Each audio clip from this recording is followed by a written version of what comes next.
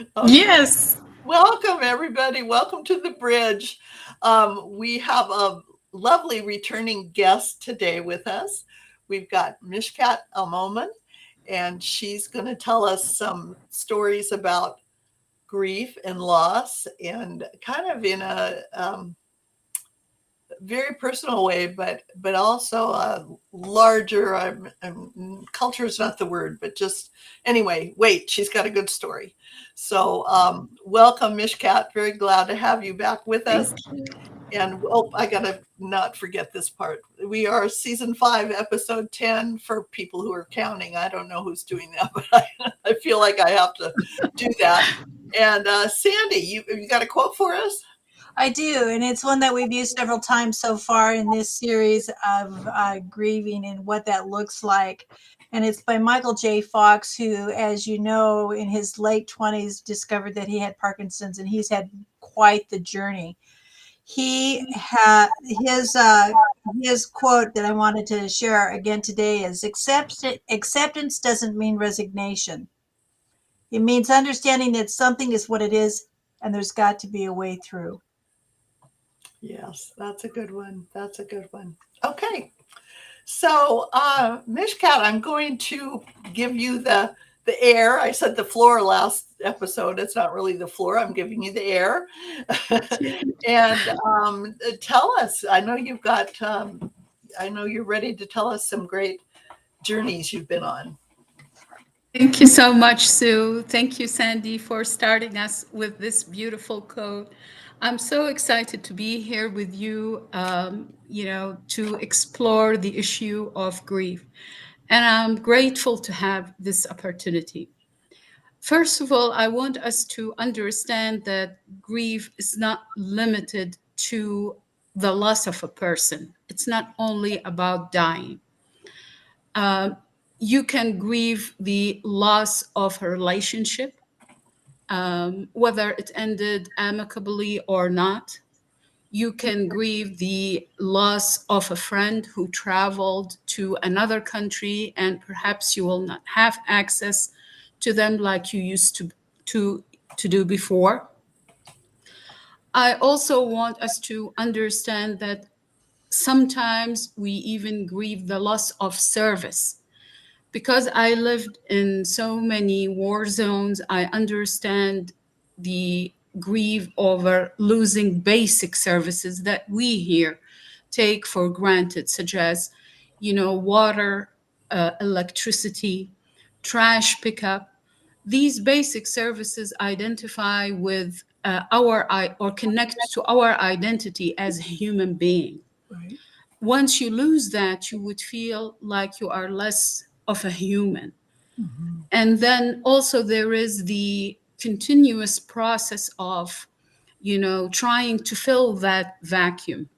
So whether you immediately jump into another relationship just to kind of fill that void, Mhm. or accept the friendship of someone who will betray you later just because your friend is no longer accessible, or you walk miles and miles to the river or to a water source to collect some water for you and your family. And then on your way back, you are questioning why you don't have that service and who has access to that service. Right. The other thing that I also would like us to maybe discuss is that losing a pet is also difficult, and Mhm. it's also a grieving process. I remember, when I was a child, I lost my first pet when I was 9 years old. Um, I'm originally from Iraq, and back there we don't have shelters. So my mom and I took pity on cats and, you know, um, allowed these stray cats to stay with us. Unfortunately, when one of them would die accidentally, honestly, I feel like I lost a friend, I lost a companion. Oh yeah. And the first one, hit me so hard as a child. Similarly, when my best friend in elementary school moved from the school district with her family. I cried for months. I felt literally part of me was demolished just because my friend moved. Right. That lead us to, perhaps the $1 million question, how to handle grief. But before we dive into that, I want also to acknowledge that each loss, each change is different. Right. It doesn't mean, when you, let's say, grieve the loss of a friend, it's the same feeling when someone, passes away. Or it's the same feeling that you feel when, someone dies. Each grief process has its unique elements. And these elements are the key to addressing the grief process or going through it. Right. I remember when I was I was in my late 20s, I went through a divorce. And I remember almost wishing that it had been a death instead of a divorce, because there was still that relationship that I had to deal with, even if it was different, versus the closure of not having to deal with it anymore. And I think that, again, is just part of the wanting to escape the pain. I totally agree with you, Sandy. Oftentimes, the pain we experience is so deep and so touching. In a way, it feels like, part of us dies. Right. Right. Also, it feels like we are not sure how to handle it. So it's very overwhelming. It kind of occupies your mind and your heart and your soul, and you cannot find a way through it. Right. Regardless of what you do, regardless of what is the first step you would like to take during the grief process, the principle that helped me through the process, and I grieved a lot, to be honest, starting from my pets, going to, friends, colleagues, bodyguards, relatives who died violently. Perhaps I'm not trying to say that there is, a special grief that goes to those who died violently. Right. Right. But that one hits you harder because deep down that that person could have been saved. So there is that element to it. The principle that helped me a lot was to honor the legacy of those that I lost. You can honor their legacies in so many different ways. One thing is to help them, even from beyond, to achieve something that they needed to achieve. It doesn't matter whether they wanted it or not. It matters in your eyes. Do you Right. feel that this is something they could have accomplished Right. or they needed to accomplish? And I'll give you an example. I have a relative of mine who was not so kind to cats. I don't know what was the deal behind it, but he always treated them harshly. He shushed them away, tried to scare them away, didn't like them at all. When that person passed away, I donated some money to the Humane Society under their name for cats specifically. I felt that I needed to give that person a peace of mind, even from beyond, regarding their relationship Right. with cats. So that was my feeling. I have another process when my mom passed away. I know she wanted to do a pilgrimage, but she couldn't get a chance to do that part. So I sent someone on her behalf to do it.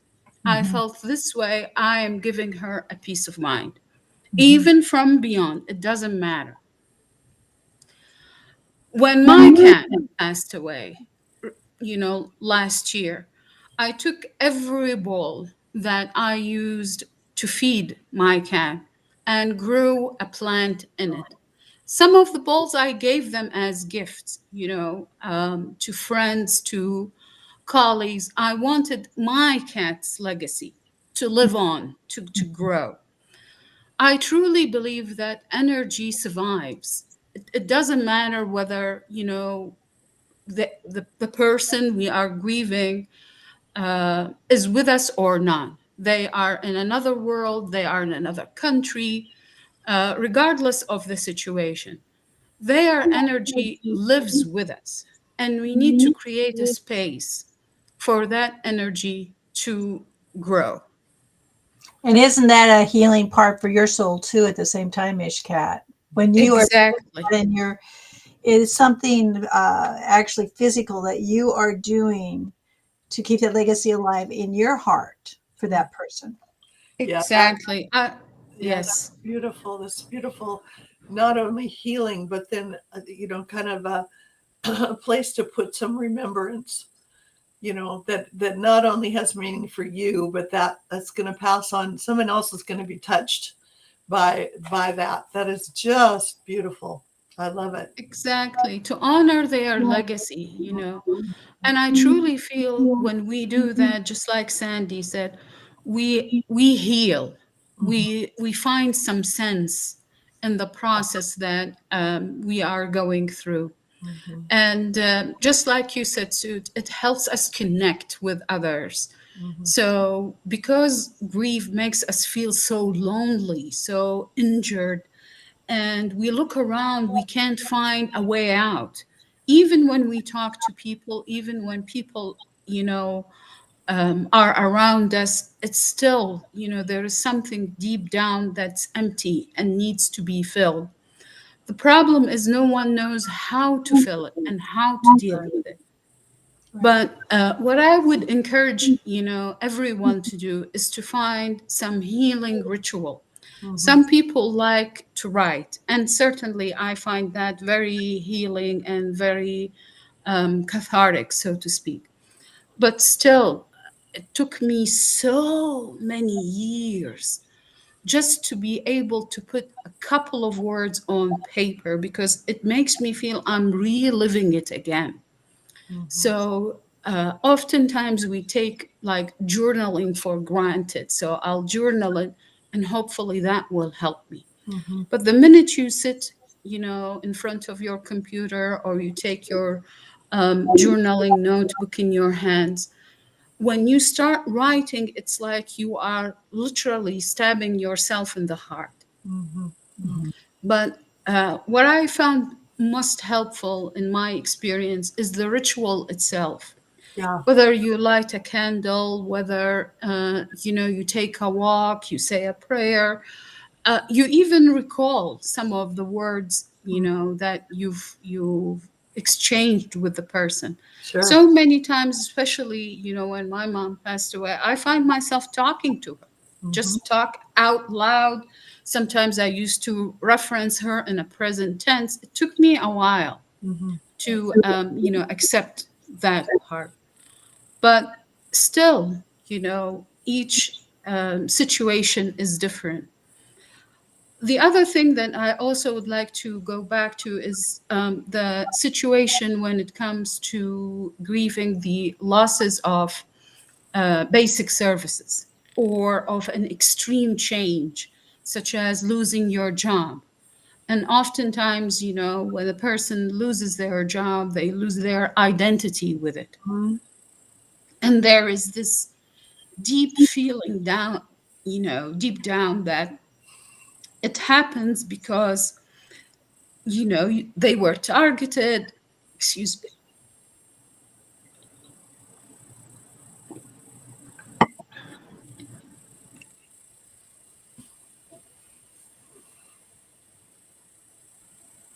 I think, Miss Cat, what you're talking about, and we have referred to that in some of our other podcasts with the other guests that we've had, is you're saying to find a purpose that makes the difference in moving on is finding a purpose of what are you going to do next to make it Exactly. the community or your world where you live, whether it be your family or your community or even in your own heart, finding a purpose that takes that tough energy, that tragedy, and makes it into something uh, productive and making a difference in a positive way.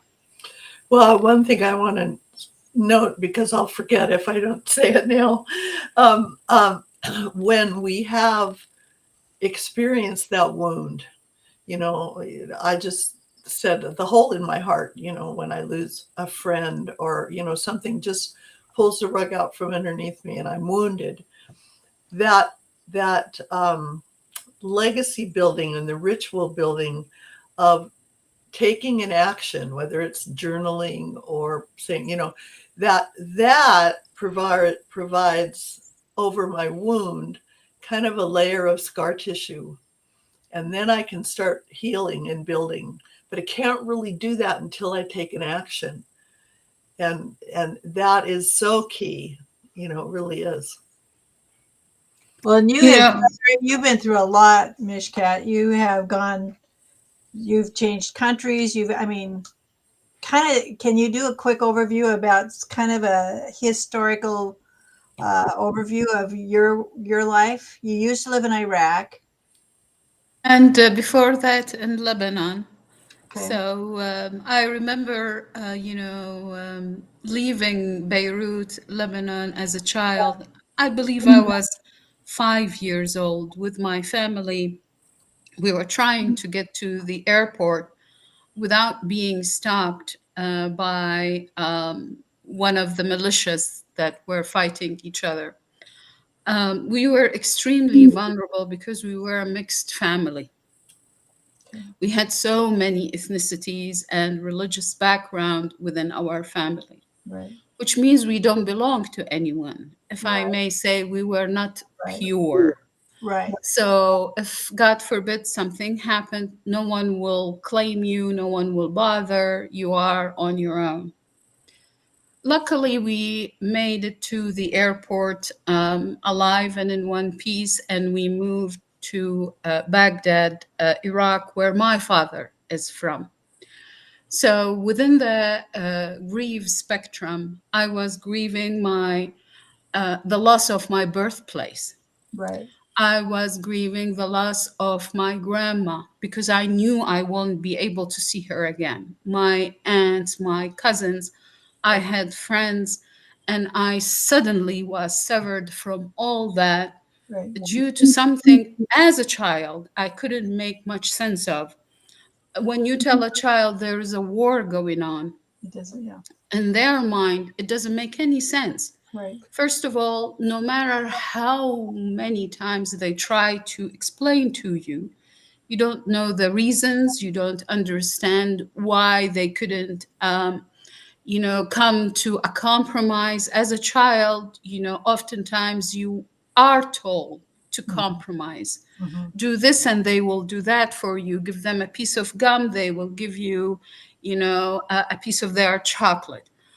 But when you see the grown-ups that you are aspire to be one of them one day behaving this way out of control, you start questioning, so why I have to become, a good kid while those who are in control in leadership position, Right. they are out of control. Right. After moving to Baghdad, Iraq, and surviving the cultural shock because each country is different, even though I know in the US, the entire Middle East is looked at, one cultural pot, but still, living, let's say, in Germany, it's not the same as living in England. So, Right. um, around that time, Baghdad was under the dictatorship of the Saddam Hussein regime. Lebanon was more open. and both politically and in terms of the markets themselves. Mhm. And suddenly I'm, in this very controlled environment where every breath counts. And even when you go to the market, it's not the same market. You have to stand in long lines to get basic services, basic goods, because the government controls everything, Right. even shops, So oftentimes when you walk in the street, you see people wearing almost the same dress, different colors, and Right. sometimes the same color because everything need to be bought from government stores. A couple of years later, the Iraq-Iran war started. And I believe I was around 11 or 12 when my cousin died in the war. In Iraq, military service is obligatory. You have to serve. There is no other way around. And those who try to escape, they will be executed along the line with their families. Right. My cousin, was like a big brother to me. And unfortunately, he died 3 days before his wedding. My aunt was devastated. The entire family was devastated. And then as a child, I found myself attending funerals, trying to make sense what death is, Right. Right. and not being able to understand that whatsoever. Slowly but surely,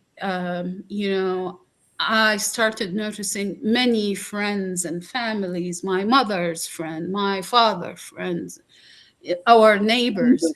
Every now and then there is a funeral. Someone died in the war. Uh, you know, th- the grief didn't stop there because at some point, for example, my cousin's fiance, she wanted to get married again, and she reached out. She was very respectful to ask for a permission from the family. Um, there were situations, I heard of through neighbors, through, cousins, where the wife of the deceased married the brother. Years later, after the war, and the brother was alive, he was a prisoner of war, returned to find his wife having children with his brother. Oh, wow. So, aside from the violent death, um, aside from knowing that this death could have been prevented, so my cousin did not die immediately from his wound. Um, there was no hospital to accept him, so he died losing blood. You see, so similarly, when I was attacked, so I was personally and physically attacked in Iran, I survived, thank God, but my bodyguards died, and I saw that in my own two eyes. Right. That vision still haunts me. I It was really very impactful. You cannot imagine how it feels to be responsible for these people. Right. Right. And then at the same time, I had to attend to those who were injured with me. One of my bodyguards was bleeding. On top of it, the attack continued. We were being shot at. There were bullets flying all over us. So, dying a violent death is really something that needs to be addressed. And honestly, I still feel that no matter how many times as a community, even as an international community, we do things to honor those who died violently, we are not doing enough of it. Right. Right. I haven't seen maybe like even a monument, something to document that those who died violently. There are those who died in war, absolutely, but still, a car accident is a violent death. someone who is being in a classroom, and then you have an active shooter. All of these are violent death. And as a community, we need to do something to honor their legacy. You Right. see, I do my own, on my end, I honor the legacy of those I lost, and I keep doing that. Right. But still, the larger community, the big picture, even the international community, if you look around, war is being spread like a disease. And even when we talk about peace, we talk about it more or less as a paper we sign. And then on the ground, the paper has no value, Right. Right. I cannot fathom how are we talking about peace building without addressing basic services. How do you expect a community to come to peace, to feel healed, when every day there is no water to drink? So where do they get their water? Right. How do they achieve, cleanliness? How do you cook? How do you take a bath? How do you go to the bathroom? Right. All these basic needs are attached to your identity as a human being.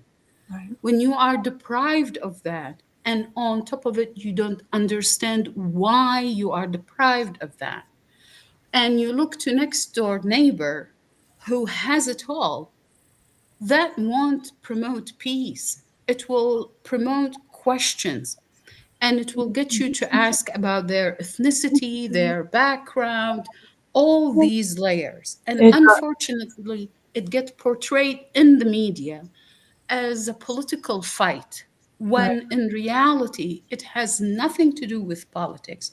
It's administration, how you distribute water resources in a post-conflict country.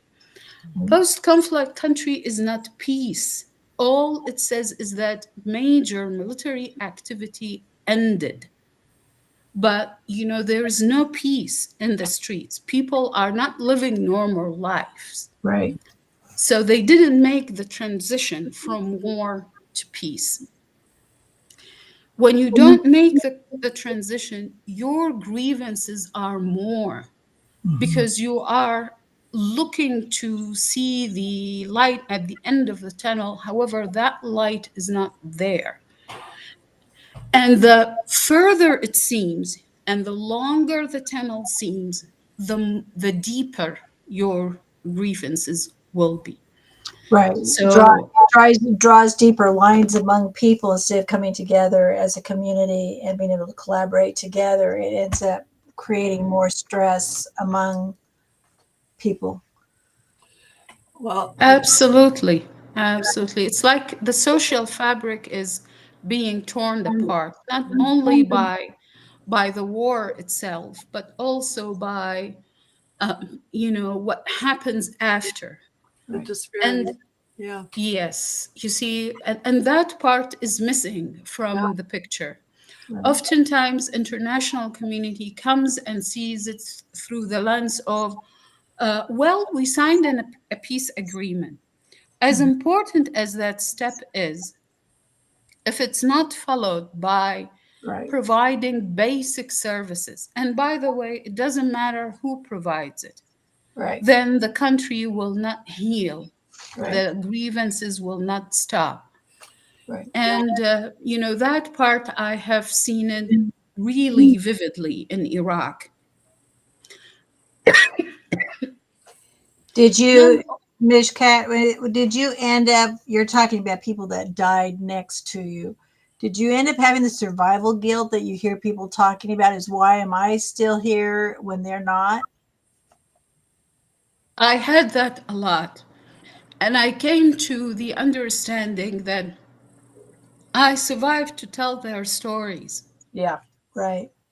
So that's why I try to put it in writing. Mhm. And honestly, the first time I tried to write, it was really very painful. And even when I, developed something and was able to post it, I find myself going around, not trying to pinpoint the issues, or as my son used to call it, mom, you dance around the bushes. Right, right. It took me a lot of time. I believe the first time I tried to write was around 2008, 2009. Um, and I had so many manuscripts about books and articles and all of that. None of it came to light. And even when it came to light, I used to take it down afterwards. But lately around 2004, end of 2004, I became more active. So I found a lot of peace with it. Mhm. So that has been helping. And currently I'm writing my book. I'm on the 40,000 word mark, complete. My book is called Unseen, Unbroken. And it has to do a lot with processing grief. One point about grief that I personally feel attached to is all those who not only died violently, but died wrongly. They Right, were killed for something they didn't do. right. So even though so many of them, at least to me, they were historical figures, um, deep down, I feel, some responsibility towards it. Mhm. Someone needs to set the record straight. Right. And somehow I feel that responsibility um, has fallen on my shoulders. And I'll give you an example. Before the Saddam Hussein regime, we used to have a constitutional monarchy. Just another example of being ruled by the British Empire at the time. And then, even when Iraq became independent, they kept the monarchy system. The king was down to earth person. And according to Human Rights Watch, that period was the best period in terms of protecting human rights. Right. My father lived through it. I didn't, of course. Um, when the king died, his son was so young, so they appointed his uncle as regent. In 1958, Iraq had an uprising. And so many people call it revolution, but to me, it was a coup d'etat. Someone took power by violence, Right. and the power was not theirs to begin with. Right. The young king, he was 17 years old, was executed military style. The regent burned alive after being lynched in the streets. Similarly, the prime minister experienced a similar death. No one apologized, no one atoned, nothing. Like it didn't even matter. I still grieve the losses of these people. I didn't see them, I didn't live under them. But first of all, I know that they were denied due process. Mhm. Number two, they didn't do anything wrong. Right. They were people who truly loved the country. Services were provided to everyone and anyone. Education, health, all of it. Education was for free. Health was for free. Good quality.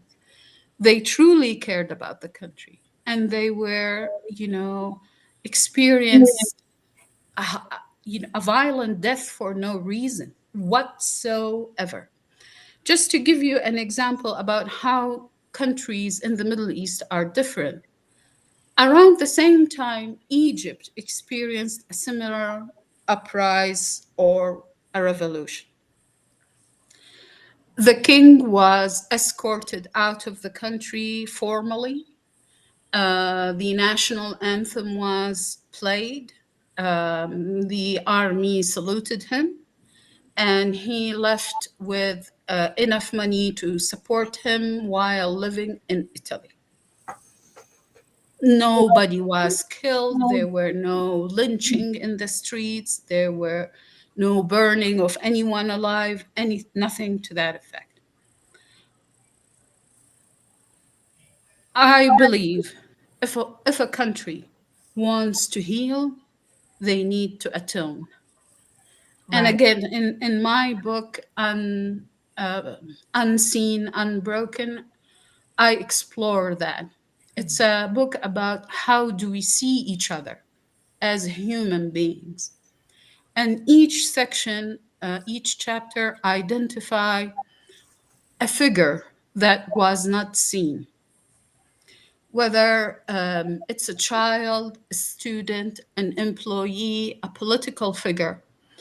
And then the chapter will conclude by a section, a subchapter that says who is seen in this chapter.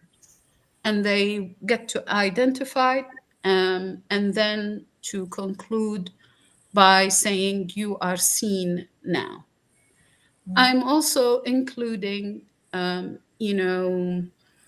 activities to help us see each other. It's not enough, in my opinion, to read a book about how do we see each other as human beings. But if a company is in turmoil, if a classroom is, not conducive to learning, then the first step to address this situation is to see the other person. So you need an activity to address the situation. It falls on the leader to do that. I understand, and not all leaders want to do it, but at least I can provide the path for us to see each other. And this can be also connected to grief in a sense, even though the person you are grieving, the loss of, or the situation, the relationship, whatever it is that you are going through, the change, you can design an activity to see the end of it and lead yourself through it. Throughout all these difficulties that I experienced, what helped me is leading myself through it. That I emphasize a lot, self-efficacy, talking, self-talking, and self-guidance. Right. Not only because it should be done, but at least in my case, because it was the only way out. So guiding myself and connecting with my higher self helped me see myself through these situations. Lastly, I'd like to just take a moment to help people understand, what did it mean to live under the Saddam Hussein regime? It simply meant living under Hitler and being a Jew. Right. As I said, I come from a mixed family. It didn't mean that in the eyes of the regime, I was accepted. It didn't mean I was not categorized. And all they needed to do is to look at my last name to find a category for me where I needed to be fitted in. The other situation that I also experienced was being a female, which is a kind of a double whammy, so Right. to speak. Right. Um, Not valued. yes.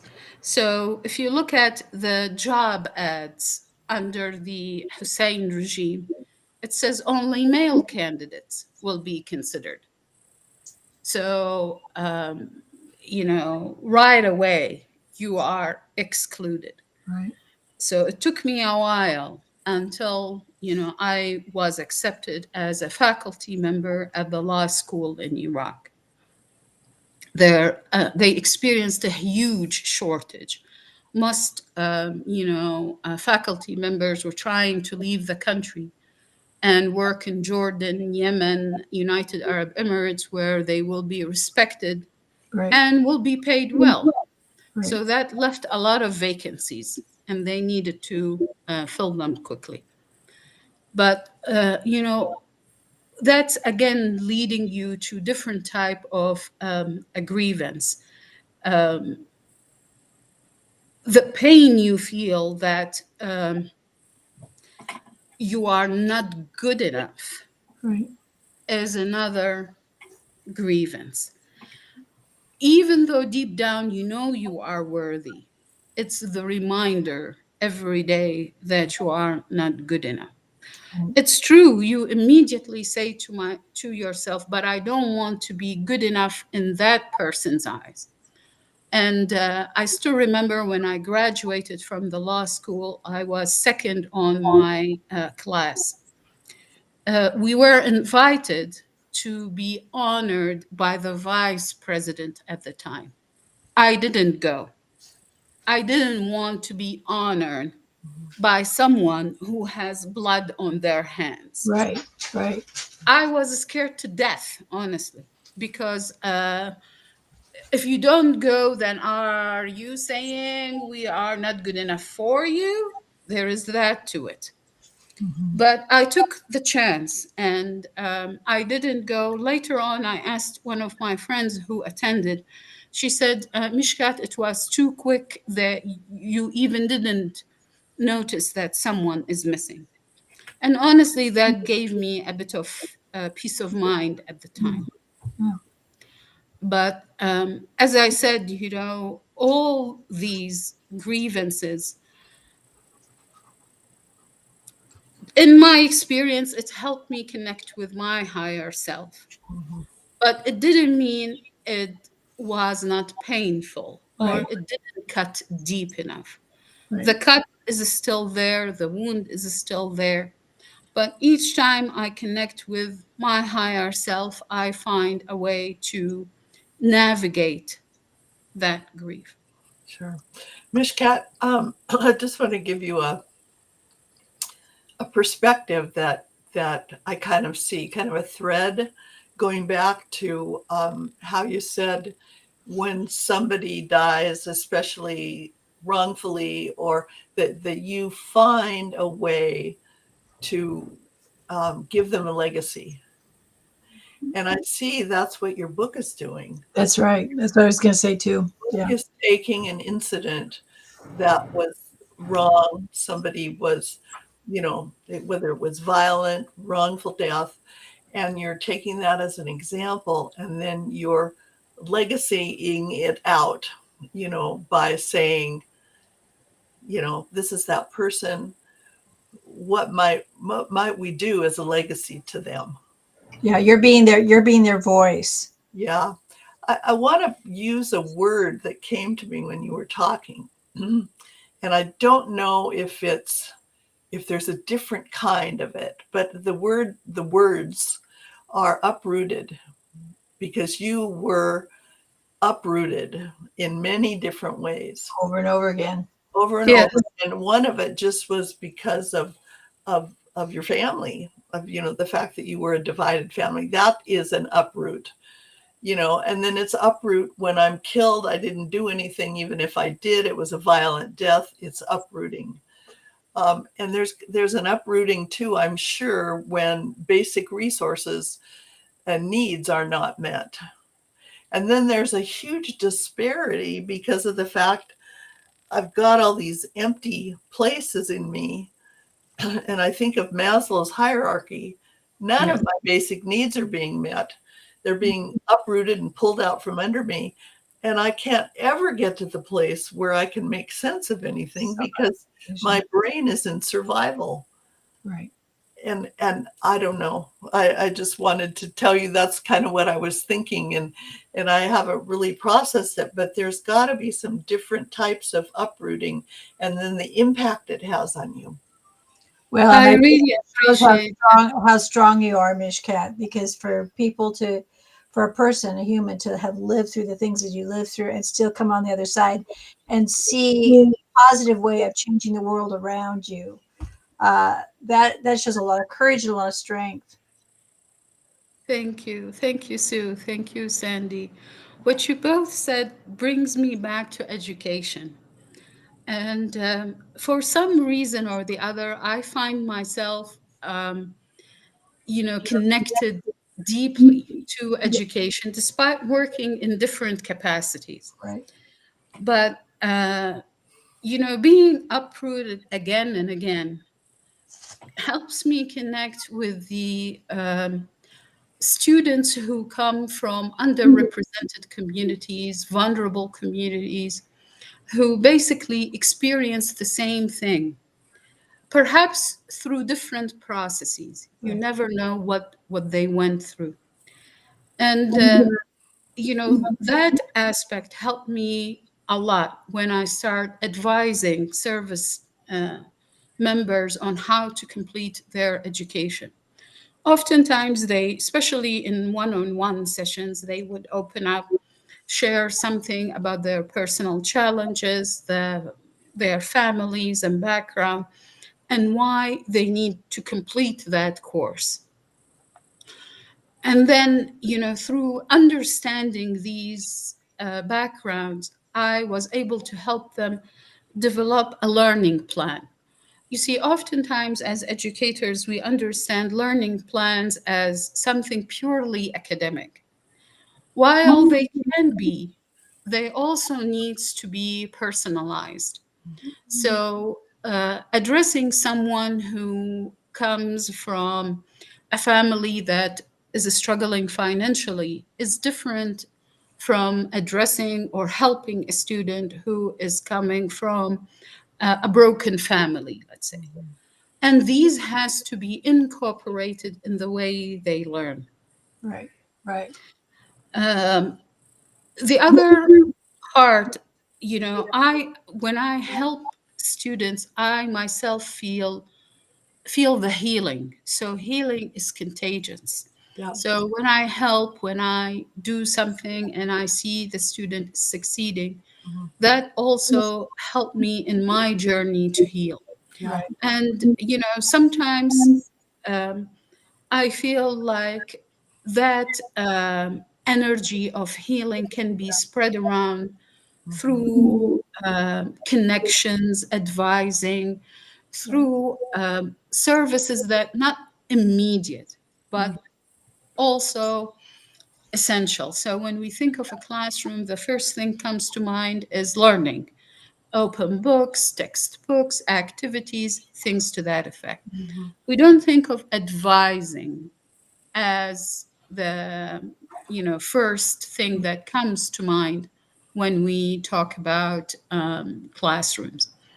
But advising can be incorporated and should be incorporated, not only to help students be accomplished academically, but also to help them heal. Right. The other part that I also worked with extensively, the justice system. And recently, that should be around 2023, I worked with Ukrainian judges to help establish the first veterans court in Ukraine. And in the discussion, we talked about courts as healing systems. The court should not be a place where people come to be punished, but it can be a place, and it should be a place where people come to be healed. And, that part also is important to me, not only because I saw the grievances of many women in Iraq and elsewhere who were trying to get divorced or trying to get custody of their children or trying to get their life back together, put it back together after experiencing abuse. Mhm. And the court wasn't designed for healing, it was designed for adjudicating. True, there were some judges who were understanding, accommodating, and I appreciated that. But the system overall was not designed for healing.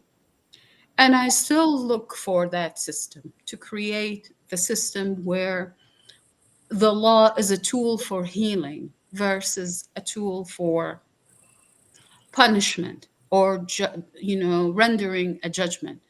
That's why I invest a lot in restorative justice, where whatever was broken, whatever was damaged, was amended, restored to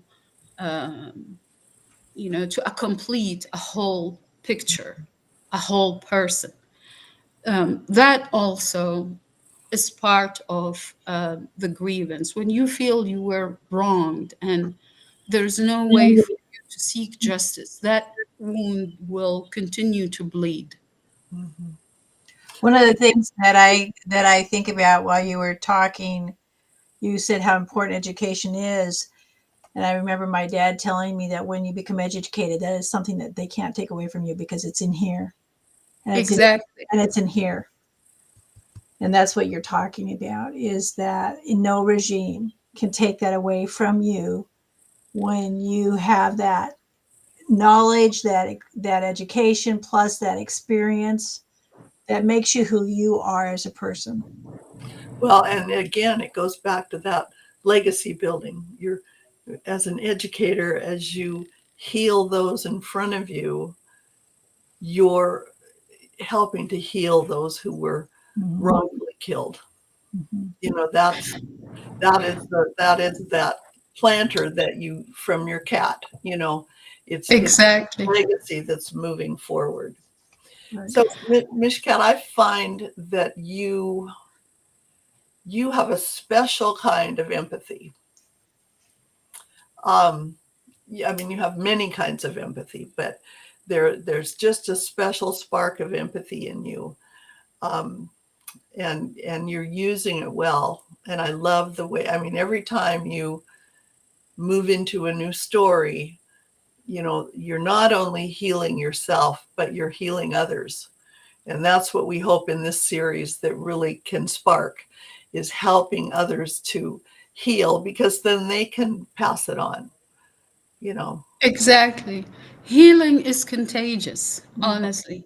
Right. And once it starts, it will never end. So even though people feel like there is, or they can experience a setback, nevertheless, when it happens, you will be able to connect to the previous moment of healing. Mhm. So again, that's when self-talks comes in. Right. Mhm. And I used to help my students develop a mantra, something that they can say again and again Mhm. when they start doubting themselves or they start experiencing, difficulties here and there. Mhm. And honestly, I find that very helpful. But for mantras to work, they need to be connected to something physical.